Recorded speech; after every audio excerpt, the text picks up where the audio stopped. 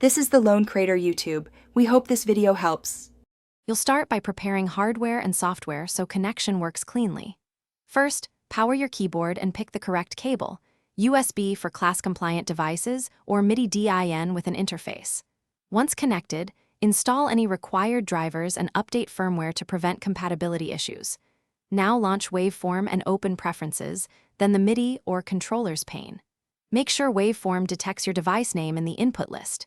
Enable it. These first steps prevent common detection failures and get you ready for routing. Once done with detection, you'll route Midi into a track and assign sound.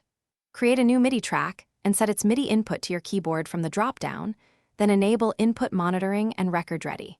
Next, insert an instrument plugin or choose Waveform's built-in synth on the same track so Midi produces audio. Pay attention to Midi channels. Using Omni accepts all channels while single channel selects one. Match your keyboard's transmission channel. Finally, adjust latency buffer size in Preferences to balance performance and responsiveness.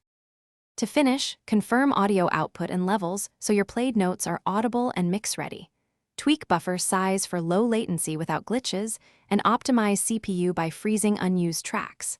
Map controls using MIDI Learn if you want knobs or sliders to control parameters. Adjust velocity curve for feel. If notes don't register, test the keyboard in another app to isolate the issue. Try a different cable, reboot the keyboard and computer, and rescan MIDI in Waveform. This single troubleshooting step often resolves detection problems. Thanks for watching. Consider subscribing if we helped you.